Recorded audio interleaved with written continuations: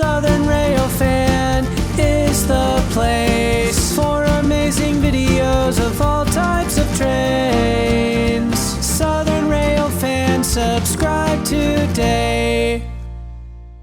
Okie dokie, welcome to another layout video. One of the most common questions I get about my layout is how I purchase things for my layout. And several videos back I mentioned that sometimes I buy large lots of items and then with the intention of selling off, be honest with you, the biggest majority of the items, but I pick out 3 or 4 things out of that lot that I want to keep. And hopefully at the end of the selling session, I've either sold all the stuff off and able to keep what I found out of the lot that I wanted for free, or sometimes I even make a little bit of money. But there's other ways that I save money and buy stuff for the layout. And one of those things is online auctions. Now, I'm not talking about eBay. I'm talking about estate auctions and that kind of thing. And that's what's in the box behind me. So let's take a look at what's in the box, and then we'll talk a little bit more about that. Okie doke. And part of my layout's going to be an ethanol. I don't really guess it's called a refinery since it's on the receiving end, but it's going to be an ethanol tank facility that I can serve with some tank cars. And so I went online to try to find some affordable tank cars. I hope these are not all wrapped together, and it looks like they are. So I'm probably going to have to put down the phone and extricate these from the box, and we'll look at them. But here is some tank cars you can see on the top end. And another one of my favorite cars that I've been seeing pop up on CSX and Norfolk Southern around these parts is the coiled rolled steel cars, and I've got some of those there. There's actually going to be 5 each of these type of cars. So let me go ahead and get these out of here before I spread foam popcorn all over the building here. So I'll get those out and then we'll take a look at them. Okay, I successfully got those out of the box without making a foam peanut mess all over the floor. You'd be surprised how quickly those little things can get away from you. All right, the first batch of cars is lot 375. You see for 5 cars there. And this is the tank cars. And they were in a lot of 5. And what was good about these, they put in different numbers and a mix of different road names and stuff, so it really makes it a lot easier to to get something realistic. I try not to get duplicate road numbers. Now in coal cars or something like that, you might have to and spread them out a little bit, or go ahead and change the numbers. All right, the first one is a Midwest ethanol transport with its own unique number. And these are the Walther's Platinum line. I don't think they make the Platinum line anymore. I think it's called Proto now, once they bought out Lifelike. But it has metal wheels and knuckle couplers. I'm not sure if those are McHenry's. I would imagine they are, because I don't think they're KDs. And the next one is another Midwest. Another unique road number.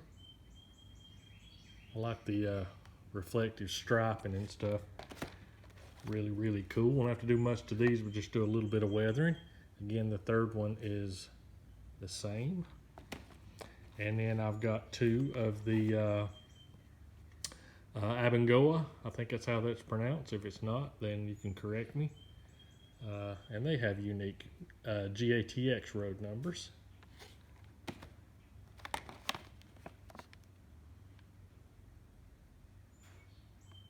Pretty happy. And 5 is probably all I'll need for my little tank storage facility. And next is lot 232, and this is again 5 cars. And this is the cushion coil cars. I've been seeing a lot of those showing up on both CSX and Norfolk Southern around me, so I wanted to pick some of those up. And the first one is a Grand Trunk Western. The next one is a Union Pacific.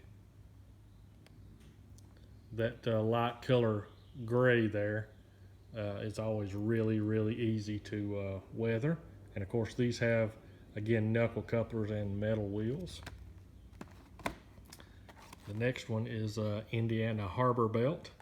And another thing you can do to these cushion coil cars to make them that much more realistic, you can interchange the hoods.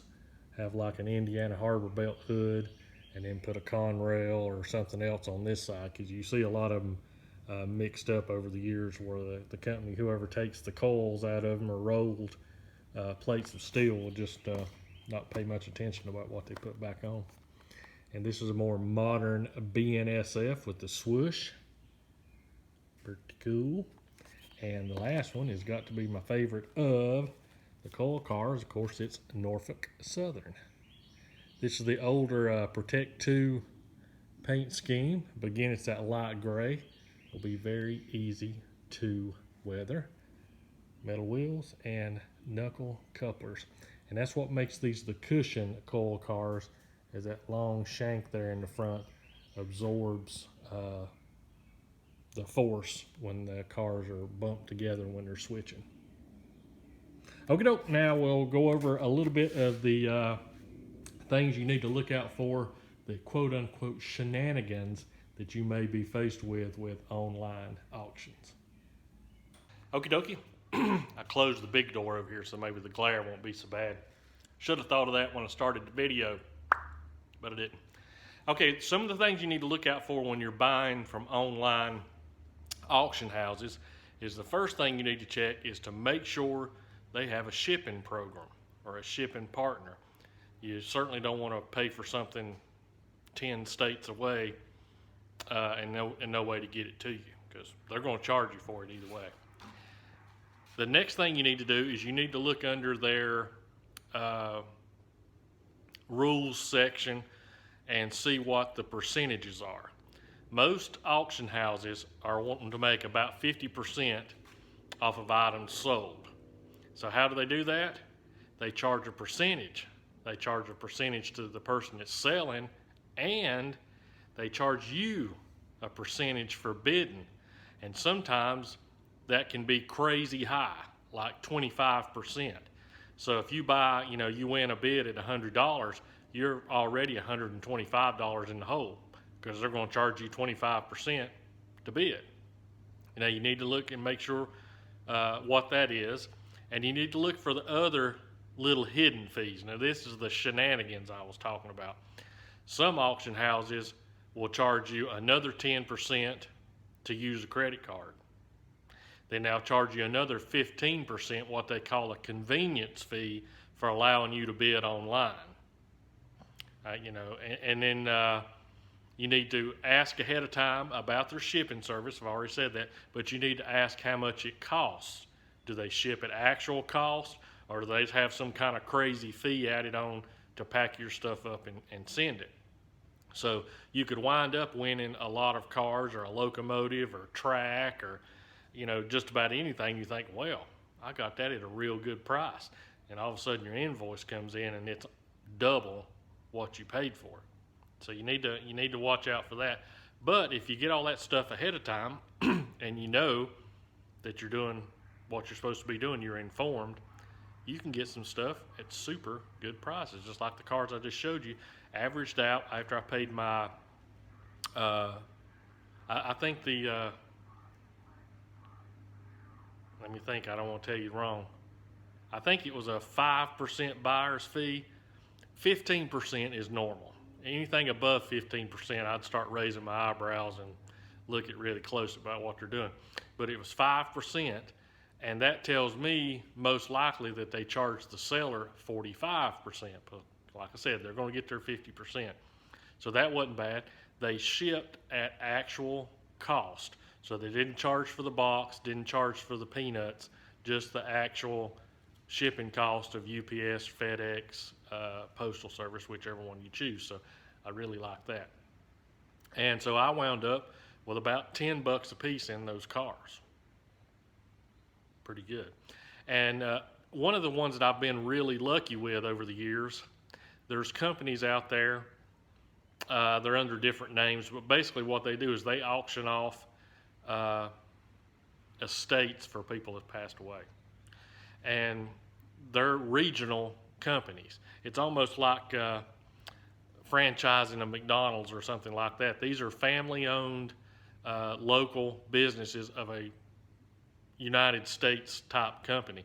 So you can look on there and there might be an estate auction in the same county you live in, and you could buy something, not have to worry about shipping, not have to worry about a convenience fee. You could just go pick it up. So you want to look into those. Another thing is museums, just like I've mentioned before about the Hub City Railroad Museum down in Spartanburg, South Carolina.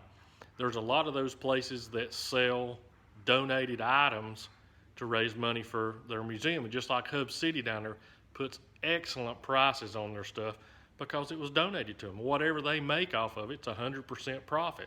So you can go down there and really rack up for a low amount of money. And it's got to where I'm not trying to slam train shows. I enjoy going to train shows, but over the last several months and even years, you can go to a train show and man, the prices are just crazy. You know, it used to be you go to a train show and it'd be somebody like me trying to sell off some cars that they don't need or wanting to trade and swap around, but now it's people that run the circuit. I mean, they'll pack up from this train show and go to the next train show, and their engines and cars and stuff are brand new, and they're getting brand new prices on them. So, you know, but anyway, that's how I save money on my trains. And if you can see back there in the background, I've got a couple of scale trains engines came in. That's going to be my next video. And I looked through their, I don't know if you'd call it quick sale or whatever. Just about every manufacturer's website has a section on there for either past production runs or something. You can save a lot of money. That's what I did on those 2 locomotives. So that's coming up. Okay, doke. Thank you guys so much. And I'll be posting a regular train video tonight too. So check it out.